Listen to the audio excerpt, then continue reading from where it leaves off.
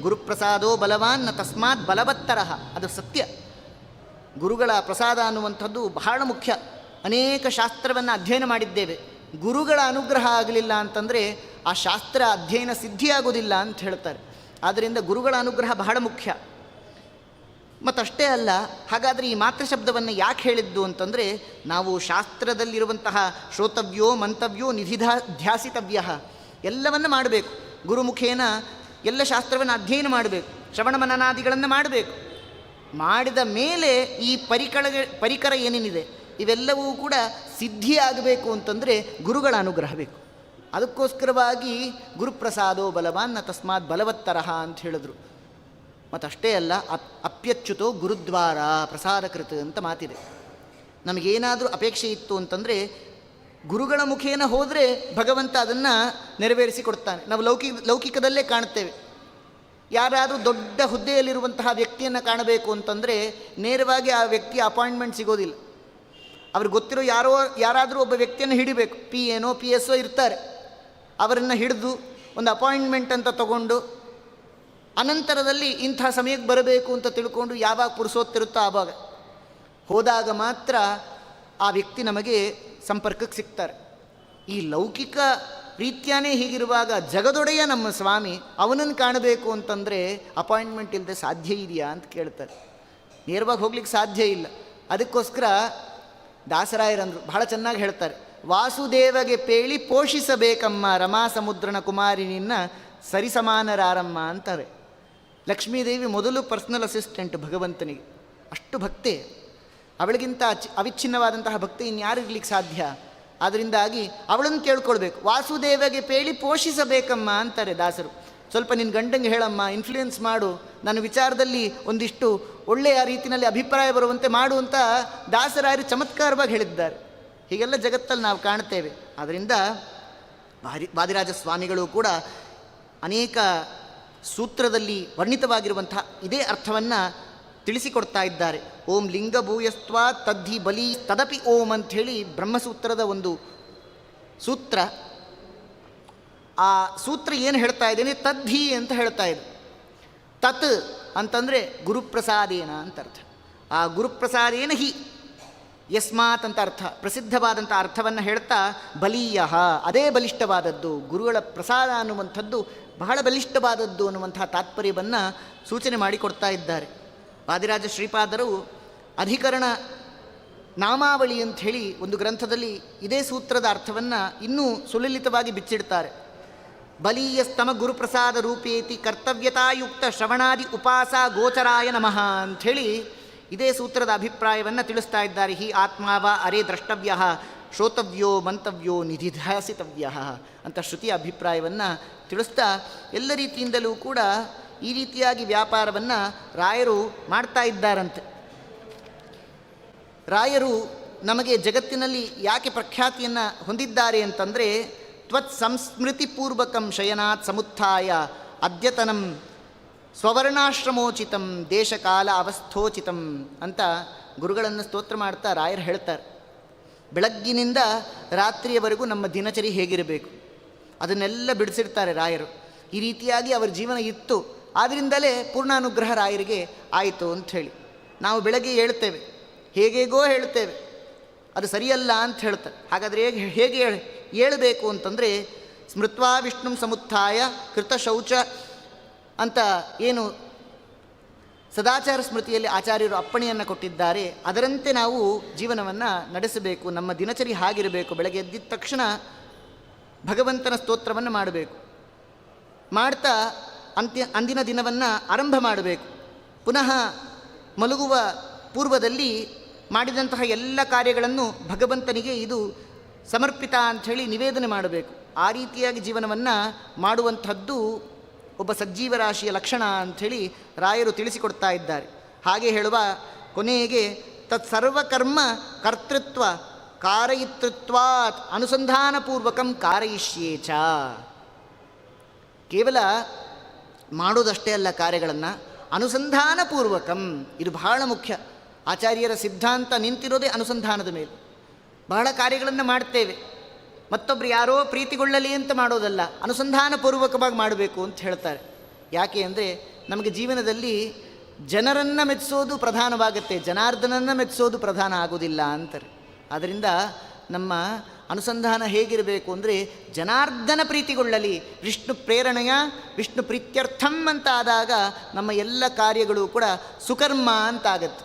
ಆದ್ದರಿಂದ ಈ ಆಚಾರ್ಯ ಮಧ್ವರು ಕರಿಷ್ಯೇ ಕಾರಯಿಷ್ಯೇ ಚ ಅಂತ ಏನು ಚಿಂತನೆ ಮಾಡ್ತಾ ಇದ್ದೇವೆ, ಎಲ್ಲ ಕಾರ್ಯಗಳನ್ನು ತಾವು ಮಾಡ್ತಾರೆ, ಅಷ್ಟೇ ಅಲ್ಲ ಮಾಡಿಸ್ತಾರೆ ಅಂತ ತಿಳಿಸ್ತಾ ಇದ್ದಾರೆ. ತ್ರಿವಿಧಂ ತತ್ಪೂಜಾತ್ಮಕಂ ಕರ್ಮ ಯಥಾಶಕ್ತಿ ಯಥಾಜ್ಞಪ್ತಿ ಯಥಾ ವೈಭವಂ ಕರಿಷ್ಯೇ ಮದಾಜ್ಞಾಕಾರಿಭಿ ವಿದ್ಯಾ ಸಂಬದಿಭಿ. ಎಷ್ಟು ಅದ್ಭುತವಾದಂತಹ ರೀತಿಯಲ್ಲಿ ವರ್ಣನೆ, ಈ ಎಲ್ಲ ರೀತಿಯಲ್ಲಿ ಆಚಾರ್ಯರಿದ್ದರು. ಇದನ್ನೇ ನಾವು ಪ್ರತಿನಿತ್ಯ ನಮ್ಮ ಜೀವನದಲ್ಲಿ ಅನುಸಂಧಾನ ಮಾಡಿಕೊಳ್ಳಬೇಕು ಅಂಥೇಳಿ ತಿಳಿಸಿಕೊಡ್ತಾ ಇದ್ದಾರೆ. ಅದಕ್ಕೋಸ್ಕರವಾಗಿ ಜಗನ್ನಾಥದಾಸರು ರಾಯರನ್ನು ಸ್ತೋತ್ರ ಮಾಡ್ತಾರೆ. ಯಾಕೆ ಮೂಕನಾದಿ ಲೋಕಪಾಲಕಯನ್ನ, ಯಾಕೆ ಮೂಕನಾದಿ ಲೋಕಪಾಲಕಯನ್ನ, ಸಾಕುವರ್ಯಾರಯ್ಯ ಶ್ರೀಕರ ರಾಘವೇಂದ್ರ. ಯಾಕೆ ಮೂಕನಾದ್ಯೋ ಗುರುವೇ ನೀನ್, ಯಾಕೆ ಮೂಕನಾದ್ಯೋ. ಪ್ರಶ್ನೆ ಮಾಡ್ತಾರೆ, ನನ್ನ ವಿಚಾರದಲ್ಲಿ ಯಾಕೆ ಈ ಮೂಕತ್ವ ನಿಮಗೆ, ಉದ್ಧಾರ ಮಾಡ್ರಿ. ಹಿಂದಕ್ಕೆ ನೀಯನ್ನ ಮುಂದೆ ಸುಳಿದಾಡಿದೆ, ಹಿಂದೆ ಅನೇಕ ರೀತಿಯಲ್ಲಿ ನನಗೆ ಅನುಗ್ರಹವನ್ನು ಮಾಡಿದ್ದೀರಾ, ಈಗ ಯಾಕೆ ನನ್ನ ಕೈ ಬಿಡ್ತಾ ಇದ್ದೀರಾ ಅಂತ ಪ್ರಾರ್ಥನೆ ಮಾಡ್ತಾರೆ. ಮಂದಿಯೊಳಗೆಯನ್ನ ಮಂದನ್ನ ಮಾಡಿದೆ, ಆದರೆ ಇವತ್ತಿನ ದಿವಸ ನಾನು ಅಜ್ಞಾನಿಯಾಗುವಂತೆ, ಜನದಲ್ಲಿ ಆ ಜನತೆಯಲ್ಲಿ ಅಪಮಾನಿತರಾಗುವಂತೆ ಮಾಡಿದ್ದೀರಲ್ಲ, ಇದಕ್ಕೆ ಏನು ಕಾರಣ? ನನ್ನ ಪ್ರಾರಬ್ಧ ಕಾರಣನೋ ಅಥವಾ ನಿಮ್ಮ ಕಾರುಣ್ಯ ಅದು ನನ್ನ ಮೇಲೆ ಇಲ್ಲ ಅನ್ನೋ ಕಾರಣವೋ ಅಂತ ಪ್ರಶ್ನೆ ಮಾಡ್ತಾ ಇದ್ದಾರೆ. ಆದ್ದರಿಂದ ಬೇಕಾಗದಿದ್ದರೆ ಇನ್ಯಾಕೆ ಕೈಯನ್ನು ಪಿಡಿದೆ, ಬೇಕಾಗದಿದ್ದರೆ ಇನ್ಯಾಕೆ ಕೈಯನ್ನು ಪಿಡಿದೆ, ಪಾತಕರರಿ ಜಗನ್ನಾಥ ವಿಠಲ ದೂತ, ಯಾಕೆ ಮೂಕನಾದ್ಯೋ. ಬೇಕಾಗದಿದ್ದರೆ ಇನ್ಯಾಕೆ ಕೈಯನ್ನು ಪಿಡಿದೆ, ಇಷ್ಟೆಲ್ಲ ಉದ್ಧಾರ ಮಾಡಿದ್ರಲ್ಲ, ಹಾಗಾದರೆ ಯಾಕೆ ನನ್ನನ್ನು ರಕ್ಷಣೆ ಮಾಡಿದ್ರಿ, ಜಗತ್ತಿನಲ್ಲಿ ನನ್ನನ್ನು ದೂಷಿತನಾಗುವಂತೆ ಯಾಕೆ ಮಾಡ್ತಾ ಇದ್ದೀರಾ ಅಂತ ಜಗನ್ನಾಥದಾಸರು ಅದ್ಭುತವಾಗಿ ಸ್ತೋತ್ರವನ್ನು ಮಾಡ್ತಾ ಇದ್ದಾರೆ. ಇಷ್ಟೆಲ್ಲ ರೀತಿಯಲ್ಲಿ ರಾಯರು ತಮ್ಮ ಮಹಿಮೆಯನ್ನು ಜಗತ್ತಿನಲ್ಲಿ ಸಾಬೀತುಪಡ್ತಾ ಇದ್ದಾರೆ. ಕೊನೆಗೆ ಒಂದು ನಿತ್ಯ ಕರ್ಮಗಳಲ್ಲಿ ಯಾವ್ಯಾವ ನಿತ್ಯ ಕರ್ಮಗಳನ್ನು ಮಾಡಿದರೆ ಏನೇನು ಫಲ ಅಂತ ಕರಿಷ್ಯೇ ಕಾರಯಿಷ್ಯೇ ಚ ಅಂಥೇಳಿ ತಾವು ಅನುಸಂಧಾನವನ್ನು ಮಾಡಿಕೊಂಡು ಆ ಪ್ರಕ್ರಿಯೆಗಳನ್ನೆಲ್ಲ ತಿಳಿಸಿಕೊಡ್ತಾ ಇದ್ದಾರೆ. ಬ್ರಾಹ್ಮಣನಾದಂತಹವನು ತನ್ನ ನಿತ್ಯ ಕರ್ಮಗಳನ್ನು ಮಾಡ್ತಾ, ಏಕಾದಶಿ ಚಾತುರ್ಮಾಸ್ಯಾದಿ ವ್ರತಗಳನ್ನು ಮಾಡ್ತಾ, ವೈಶ್ವಕರ್ಮ ಎಲ್ಲ ಆ ದೇವತಾ ಕಾರ್ಯಗಳನ್ನು ಮಾಡ್ತಾ ಯಾರು ಜೀವನವನ್ನು ನಡೆಸ್ತಾನಲ್ಲೇ ಅದೇ ಸರಿಯಾದಂತಹ ಒಂದು ಜೀವನ ಕ್ರಮ ಅಂತ ತಿಳಿಸ್ತಾ, ಅವರವರ ಧರ್ಮಕ್ಕೆ ಅನುಸಾರವಾಗಿ ಅವರವರ ವರ್ಣಕ್ಕೆ ಅನುಸಾರವಾಗಿ ಜೀವನವನ್ನು ನಡೆಸೋದು ಅವರವರ ಯೋಗ್ಯತೆಗೆ ಅನುಸಾರವಾಗಿ ಅಂತ ತಿಳಿಸ್ತಾ ಇದ್ದಾರೆ. ಮತ್ತು ಅಷ್ಟೇ ಅಲ್ಲ, ಮುಖ್ಯ ಪ್ರಾಣದೇವರು ಮತ್ತು ಸ್ವತಂತ್ರನಾದಂತಹ ಭಗವಂತ ಯಾವ ರೀತಿಯಲ್ಲಿ ಜೀವರಾಶಿಗಳಿಗೆ ಅವರವರ ಯೋಗ್ಯತಾನುಸಾರವಾಗಿ ಕಾರ್ಯವನ್ನು ಮಾಡುವಂತೆ ಅನುಗ್ರಹಿಸಿದ್ದಾರೆ, ಆ ಎಲ್ಲ ಕಾರ್ಯಗಳನ್ನು ಕೂಡ ತತ್ರೈವಂ ಸತಿ ಕರ್ತಾರಂ ಆತ್ಮಾನಂ ಕೇವಲಂ ತು ಯಹ ಅಂತ ಯಾರು ಅನುಸಂಧಾನ ಮಾಡಿಕೊಳ್ತಾರೆ, ಅಂದರೆ ಈ ಎಲ್ಲ ಕಾರ್ಯಗಳಲ್ಲೂ ಕೂಡ ಕರ್ತಾರಂ ಆತ್ಮಾನಂ ಕೇವಲಂ ತು ಯಹ, ಕೇವಲ ನಾವೇ ಕರ್ತೃಗಳು ಅಂತ ಅಂದ್ಕೊಳ್ತಾರಲ್ಲ, ಅದು ಅಧಮಾಧಮರು ಮಾಡುವಂತಹ ಕೆಲಸ ಅಂತ ಹೇಳ್ತಾ ಇದ್ದಾರೆ. ನಾನು ಮಾಡುವಂಥದ್ದಲ್ಲ, ಭಗವಂತ ಮಾಡಿಸೋದು. ನಾಹಂ ಕರ್ತ ಹೈಕರ್ತ ತತ್ಪೂಜಾ ಕರ್ಮಚಾಖಿಲಂ ಅನ್ನುವಂತಹ ವಿಚಾರವನ್ನು ಅನುಸಂಧಾನ ಮಾಡಿಕೊಳ್ತಾ ಇದ್ದಾರೆ. ನಮಗೆ ಜೀವನದಲ್ಲಿ ಅನೇಕ ಸಂಪತ್ತನ್ನು ಭಗವಂತ ಕೊಟ್ಟಿದ್ದಾನೆ, ಆದರೆ ಒಂದು ಸಂಪತ್ತನ್ನು ಮರೆತಿದ್ದೇವೆ, ಆಧ್ಯಾತ್ಮಿಕ ಸಂಪತ್ತು. ಅದೇ ದೊಡ್ಡ ಸಂಪತ್ತು ಅಂತ ಹೇಳ್ತಾ ಇದ್ದಾರೆ. ಆದ್ದರಿಂದ ನಾವು ಯಾವುದು ಹ್ರಾಸವಾದರೂ ಕೂಡ ಆಧ್ಯಾತ್ಮಿಕ ಸಂಪತ್ತನ್ನು ಮರೆಯಬಾರದು. ಆದ್ದರಿಂದ ನ್ಯಾಯಂಬ ವಿಪರೀತಂಬ ಪಂಚೈತೆ ತಸ್ಯ ಹೇತವಃ. ಆದ್ದರಿಂದ ಅನೇಕ ರೀತಿಯಲ್ಲಿ ನಾವು ಜೀವನದಲ್ಲಿ ಏನು ಸಂಪತ್ತನ್ನು ಗಳಿಸಿದ್ದೇವೆ ಅಂತ ಅಂದ್ಕೊಳ್ತೇವೆ, ಆ ಸಂಪತ್ತು ಯಾವ ಕಾರಣಕ್ಕೂ ಪ್ರಯೋಜನವಾಗುವುದಿಲ್ಲ. ಮುಖ್ಯವಾಗಿ ಆಧ್ಯಾತ್ಮಿಕ ಸಂಪತ್ತನ್ನು ನಾವು ಪಡೆದುಕೊಳ್ಳಬೇಕು ಅಂತ ತಿಳಿಸ್ತಾ ಇದ್ದಾರೆ. ಹಾಗೆಯೇ ಜೀವರ ಸ್ವಭಾವವೂ ಹಾಗೇ ಇದೆ. ಅವರವರ ಸ್ವಭಾವಕ್ಕೆ ಯೋಗ್ಯತೆಗೆ ಅನುಗುಣವಾಗಿ ಭಗವಂತ ಕಾರ್ಯಗಳನ್ನು ಮಾಡಿಸ್ತಾನೆ. ಸ್ವಭಾವಾಖ್ಯ ಯೋಗ್ಯತಾಯ ಹಠಾಖ್ಯ ಅಂತ ಹೇಳ್ತಾರೆ. ಸಾ ಕಾರಣ ಪ್ರಥಮಂತು, ಅದೇ ದೊಡ್ಡ ಕಾರಣ. ನಮಗೆಲ್ಲ ಅನಿಸುತ್ತೆ ಜೀವನದಲ್ಲಿ ಬಹಳಷ್ಟು ಜನ ಬಹಳಷ್ಟು ಸಾಧನೆಯನ್ನು ಮಾಡಿಕೊಳ್ಳುತ್ತಾರೆ ಕೂಡ. ಆದರೆ ಭಗವಂತ ನಮಗೆ ಕಾರ್ಯವನ್ನು ಮಾಡಿಸೋದಿಲ್ವಲ್ಲ ಅಂಥೇಳಿ ನಮಗೆ ಅನೇಕ ರೀತಿಯಲ್ಲಿ ಸಂದೇಹ ಬರುತ್ತೆ. ಅದಕ್ಕೋಸ್ಕರ ಎಲ್ಲದಕ್ಕೂ ಉತ್ತರವನ್ನು ಕೊಡ್ತಾ ಇದ್ದಾರೆ ರಾಯರು.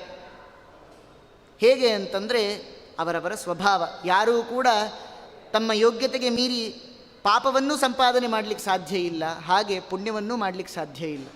ಅವರವರ ಯೋಗ್ಯತಾನುಸಾರವಾಗಿ ಭಗವಂತ ಇಷ್ಟೆಲ್ಲ ಮಾಡಿಸ್ತಾನೆ ಅಂತ ಅನುಸಂಧಾನವನ್ನು ಮಾಡಿಕೊಂಡು ಈ ಜೀವರ ಸ್ವಭಾವ ಅನ್ನುವಂಥದ್ದು ಅದು ಹೇಗೆ ಅಂತಂದರೆ ಅದಕ್ಕೊಂದು ದೃಷ್ಟಾಂತವನ್ನು ಕೊಡ್ತಾರೆ. ನಮ್ಮ ಜೀವನದಲ್ಲಿ ನಾವು ಅನೇಕ ಫಲವನ್ನು ಅಪೇಕ್ಷೆ ಪಡ್ತೇವೆ. ಆ ಫಲ ಬೇಕು ಅಂತಂದರೆ ಅನೇಕ ಬೀಜವನ್ನು ಬಿತ್ತಬೇಕು. ಆ ಬೀಜ ಯಾವುದು ಬಿತ್ತೇವೋ ಅದಕ್ಕೆ ತಕ್ಕಂಥ ಫಲವನ್ನು ನಾವು ಅನುಭವಿಸ್ತೇವೆ. ಅದರಂತೆ ನಮ್ಮ ಸ್ವಭಾವಕ್ಕೆ ಅನುಗುಣವಾಗಿ ನಮ್ಮ ಕಾರ್ಯಗಳು, ನಮ್ಮ ಕಾರ್ಯಕ್ಕೆ ಅನುಗುಣವಾಗಿ ಫಲ. ಇಷ್ಟು ರೀತಿಯಾದಂತಹ ವ್ಯಾಪಾರಗಳನ್ನು ಕರಿಷ್ಯೇ ಕಾರಯಿಷ್ಯೇ ಚ ಅನ್ನುವಂತಹ ಮಾತಿನಿಂದ ರಾಯರು ಸಂಗ್ರಹ ಮಾಡಿ ಕೊಡ್ತಾ ಇದ್ದಾರೆ. ಆದ್ದರಿಂದ ತ್ರಿವಿಧ ಕರ್ಮಚೋದನ ಅಂತ ಏನು ಕೃಷ್ಣನ ಗೀತೆಯಲ್ಲಿ ತಿಳಿಸಿಕೊಟ್ಟಿದ್ದಾನೆ, ಆ 3 ವಿಧವಾದಂತಹ ಬಂಧುಗಳನ್ನು ನಾವು ಆಶ್ರಯ ಮಾಡಿಕೊಳ್ಬೇಕು. ಅವರು ಯಾರು ಅಂತಂದರೆ, ಒಂದು ಧರ್ಮ ಮೊದಲನೇ ಬಂಧು ಅಂತ ಹೇಳ್ತಾರೆ, ಅವನು ನಮಗೆ ಬಂಧು ಆಗಬೇಕು. ಹಾಗೆ ಸತ್ಯ ಎರಡನೆಯ ಬಂಧು. ಹಾಗೆ ಮತ್ತೊಂದು ಅಂದರೆ ಆಧ್ಯಾತ್ಮಿಕ ಪ್ರವೃತ್ತಿ. ಇದು 3 ಬಂಧುಗಳು ನಮಗೆ ಜೀವನದಲ್ಲಿ ಇದ್ದಾಗ ತ್ರಿಧಾಮ ಕರ್ಮಚೋದನ. ಅದರಿಂದಾಗಿ ನಮ್ಮ ಎಲ್ಲ ಪೂರ್ವ ಕೃತವಾದಂತಹ ಎಲ್ಲ ಕರ್ಮಗಳು ನಾಶವಾಗಿ ಭಗವಂತ ನಮಗೆ ತತ್ವಜ್ಞಾನವನ್ನು ಕೊಟ್ಟು ಅನಂತರದಲ್ಲಿ ತನ್ನ ಪ್ರಸಾದ ಆಗುವಂತೆ ಅನುಗ್ರಹ ಮಾಡ್ತಾನೆ. ಆಚಾರ್ಯರು ಅಣುಭಾಷ್ಯದಲ್ಲಿ ಒಂದು ಮಾತನ್ನು ಹೇಳ್ತಾರೆ, ಇದೇ ಅಭಿಪ್ರಾಯವನ್ನು ಇಟ್ಟುಕೊಂಡು, ಪ್ರಾರಬ್ಧ ಕರ್ಮಣೋನ್ಯಸ್ಯ ಜ್ಞಾನಾದೇವ ಪರೀಕ್ಷಯ ಅನಿಷ್ಟಸ್ಯ ಉಭಯಸ್ಯಾಪಿ ಸರ್ವಸ್ಯಾನ್ಯಸ್ಯ ಭೋಗತಃ ಅಂಥೇಳಿ. ನಮ್ಮ ಯೋಗ್ಯತಾನುಸಾರವಾಗಿ ಪ್ರಾರಬ್ಧ ಕರ್ಮಕ್ಕೆ ಅನುಸಾರವಾಗಿ ನಾವು ಫಲವನ್ನು ಅನುಭವಿಸ್ತೇವೆ. ಇದಕ್ಕೆ ಭಗವಂತನ ನಾವು ದೂಷಿಸಿದ್ರೆ ಉಪಯೋಗ ಇಲ್ಲ. ಯಾಕೆ ಅಂದರೆ, ನಾ ಮಾಡಿದ ಕರ್ಮ ಬಲವಂತವಾದರೆ ನೀ ಮಾಡುವುದೇನೋ ಹರಿಯೇ. ಈ ದೇವರ ನಾಮಗಳನ್ನು ಹೇಳುತ್ತೇವೆ. ಯಾವ ರೀತಿ ಅನುಸಂಧಾನ ಮಾಡಿಕೊಳ್ಬೇಕು? ಭಗವಂತ ನಾನು ಮಾಡಿರುವಂತಹ ಕರ್ಮ ಬಲವಂತವಾಗಿರುವಾಗ ನೀನೇನು ಮಾಡ್ತೀಯೋ ನಮ್ಮ ಸ್ವಾಮಿ ಅಂತ ಚಿಂತನೆ ಮಾಡಬೇಕು. ಯಾವ್ಯಾವ ಸಂದರ್ಭದಲ್ಲಿ ಯಾವ್ಯಾವ ದೇವರ ನಾಮಗಳನ್ನು ಹೇಳಬೇಕು, ಆಯಾಯ ಸಂದರ್ಭದಲ್ಲಿ ಆಯಾಯ ದೇವರ ನಾಮಗಳನ್ನು ಅನುಸಂಧಾನ ಮಾಡಿಕೊಳ್ಬೇಕು. ಈ ದೇವರ ನಾಮನೆಲ್ಲ ಇನ್ಯಾವ ಸಂದರ್ಭದಲ್ಲಿ ಹೇಳೋದಲ್ಲ. ಮಕ್ಕಳನ್ನು ತೂಗ್ತಾ ಇರ್ತಾರೆ, ಪಾಪ ಮಗು ಮಲಗಿದೆ, ಆವಾಗ ದೇವರ ನಾಮ ಹೇಳಬೇಕು, ಲಾಲಿ ಹಾಡು ಹಾಡಬೇಕು, ಅಥವಾ ಭಗವಂತನ ಇನ್ಯಾವುದೋ ಗುಣಗಾನ ಮಾಡುವಂಥ ಹಾಡು ಹೇಳಬೇಕು. ಕೂಸನ್ನು ತೂಗ್ತಾ ನಾ ಮಾಡಿದ ಕರ್ಮ ಬಲವಂತವಾದರೆ ನೀ ಮಾಡುವುದೇನೋ ಹರಿಯೇ ಅಂತ ಅನ್ನೋದಲ್ಲ, ಅದು ದೇವರ ನಾಮನೇ. ಆದರೆ ಯಾವ್ಯಾವ ಸಂದರ್ಭದಲ್ಲಿ ಯಾವ್ಯಾವ ದೇವರ ನಾಮಗಳು ಹೇಳಬೇಕು, ಆಯಾಯ ಸಂದರ್ಭದಲ್ಲಿ ಆಯಾಯ ದೇವರ ನಾಮಗಳು ಹೇಳಿದ್ರೆ ಔಚಿತ್ಯ. ದಾಸರ ಪದ್ಯಗಳು ಹಾಗೇ ಇರುತ್ತೆ. ಹೇಗೆ ಅಂತಂದರೆ, ಗಗನದಲ್ಲಿ ಸಂಚರಿಪ ಅಂತಿರುತ್ತೆ. ಗಗನ ಇರೋದೆಲ್ಲಿ? ಮೇಲೆ. ಎಲ್ಲ ಕಡೆ ಇದೆ ಆಕಾಶ, ಆದರೆ ಪ್ರಧಾನವಾಗಿ ವ್ಯಾಪ್ತ ಆಕಾಶ ಅಲ್ಲೇ ಇರೋದು. ಅದರಿಂದ ಗಗನದಲ್ಲಿ ಸಂಚರಿಪ ಅಂತ ತೋಡಿ ರಾಗದಲ್ಲಿ ನಾವು ನರವಲ್ಲು ಸ್ವರ ಮಾಡಬೇಕು ಅನ್ನುವಂತಹ ದೃಷ್ಟಿಯಿಂದ ಗಗನದಲ್ಲಿ ಸಂಚರಿಪ ಅಂತ ಕೆಳಗೆ ತೋರಿಸಿ ಹಾಡಿದ್ರೆ ಅದು ಶಾಸ್ತ್ರಕ್ಕೆ, ಆ ಸಾಹಿತ್ಯಕ್ಕೆ ಪ್ರಾಧಾನ್ಯತೆಯನ್ನು ಕೊಟ್ಟಾಗ ಆಗಲಿಲ್ಲ. ಯಾವ್ಯಾವ ಸಂದರ್ಭದಲ್ಲಿ ದೇವರ ನಾಮಗಳನ್ನು ಅಪರೋಕ್ಷ ಜ್ಞಾನಿಗಳು ಯಾವ್ಯಾವ ಸಂದರ್ಭದಲ್ಲಿ ಹೇಗೆ ಮಾಡಿಕೊಟ್ಟಿದ್ದಾರೋ ಅದನ್ನು ಯಥಾಮತಿಯಾಗಿ ಯಥಾ ಶಕ್ತಿಯಿಂದ ಅದೇ ರೀತಿಯಾಗಿ ಅನುಸಂಧಾನ ಮಾಡಿಕೊಂಡಾಗ ಮಾತ್ರ ಪೂರ್ಣ ಫಲ ಇದೆ. ಆದ್ದರಿಂದ ಇಷ್ಟೆಲ್ಲ ರೀತಿಯಲ್ಲಿ ರಾಯರು ಏನು ಕರಿಷ್ಯೇ ಕಾರಯಿಷ್ಯೇ ಚ ಅಂತ ತಾವು ಸ್ತೋತ್ರ ಮಾಡಿದ್ದಾರೆ. ಅದರಂತೆ ನಮ್ಮ ಜೀವನ ಆಗಬೇಕು. ಈ ಎಲ್ಲ ಇನ್ನುಳಿದಂತಹ ಅವರ ಮಹಿಮೆಗಳನ್ನು ನಾಳೆ ದಿವಸ ವರ್ಣನೆ ಮಾಡೋಣ ಅಂತ ಹೇಳ್ತಾ ಈ 2 ವಾಕ್ಕುಸುಮಾಂಜಲಿಗಳನ್ನು ಗುರುಗಳ ಅಂತರ್ಯಾಮಿಯಾದಂತಹ ಭಗವಂತನ ಅಡಿದಾವರಿಗಳಿಗೆ ಸಮರ್ಪಣೆ ಮಾಡ್ತಾ ಇದ್ದೇನೆ. ಶ್ರೀ ಮಧ್ವೇಶಾರ್ಪಣಮಸ್ತು. ಹರಯೇ ನಮಃ.